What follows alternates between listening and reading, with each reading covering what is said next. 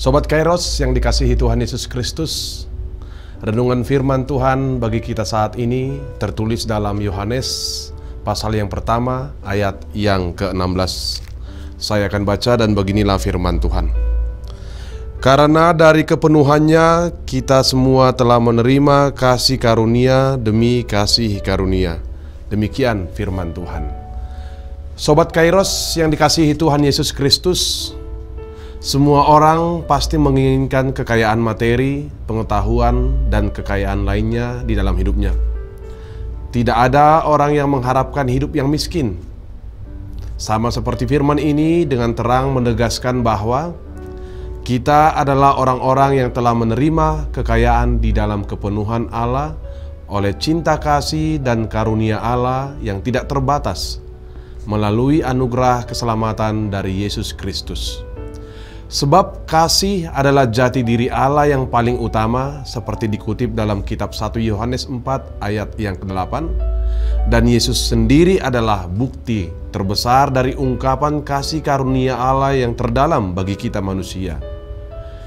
Di dalam Yohanes 1 ayat yang ke-1 dan di dalam Yohanes pasal yang pertama ayat yang ke-14 dikatakan bahwa Firman yang mulia itu mau menjadi manusia dan diam di antara kita adalah Allah yang berempati untuk menyatakan kasih-Nya meskipun salib menjadi taruhannya. Kasih karunia Allah yang menyelamatkan manusia sungguh telah nyata di dalam Kristus, seperti dikatakan dalam kitab Titus 2 ayat yang ke-11. Di dalam Yesus berdiam secara jasmania keseluruhan kepenuhan Allah. Kolose 2 ayat yang ke-9. Dan di dalam Yesus ada kepenuhan yang senantiasa menurunkan berkat-berkat untuk memberi kekuatan, hidup yang penuh sukacita, penuh hikmat, kesehatan, jalan keluar dalam berbagai-bagai persoalan, dan memberi keuntungan serta rejeki dalam berbagai pekerjaan kita, seperti dikatakan dalam kitab Kolose 1 ayat yang ke-19. Sobat Kairos, kasih karunia yang Allah berikan kepada kita itu mempunyai tujuan. Yang pertama, agar kepenuhan Allah di dalam kasih karunia-Nya membuat kita kaya di dalam iman dan perbuatan baik. Kasih karunia Allah itu telah nyata dalam segala tindakan Allah yang menyelamatkan seluruh umat manusia dan berlaku untuk semua orang serta merangkul semua manusia.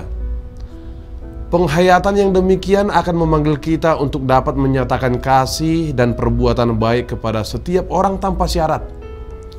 Penghayatan akan kasih karunia yang Allah berikan itu nyata, menyadarkan akan kehadiran kita sebagai garam dan ragi untuk mampu memperlakukan orang lain sebagaimana semestinya.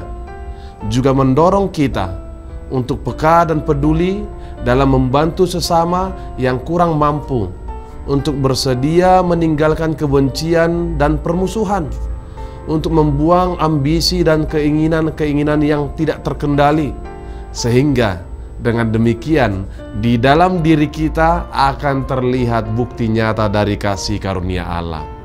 Yang kedua, kasih karunia itu berasal dan diberikan dari tempat yang lebih tinggi, dari Allah sendiri sebagai Raja dari segala raja yang mau mengorbankan nyawanya kepada kita manusia yang lebih rendah, meskipun kita tidak berhak, hina dan berdosa di hadapannya. Yang ketiga, kasih karunia adalah pemberian yang harus kita syukuri.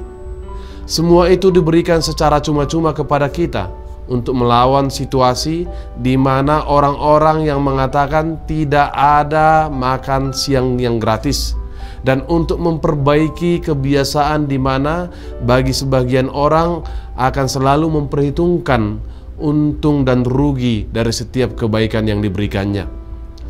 Kepenuhan dan kasih karunia yang Allah itu berikan sungguh tidak ternilai harganya, dan bersedia mempersembahkan seluruh kehidupan kita bagi Tuhan dalam melanjutkan tugas Kristus di dunia ini melalui kasih kita kepada orang lain adalah cara yang paling tepat untuk membalas semua kemurahan kasih karunia-Nya. Selamat beraktivitas Sobat Kairos. Tuhan Yesus memberkati kita semuanya. Amin.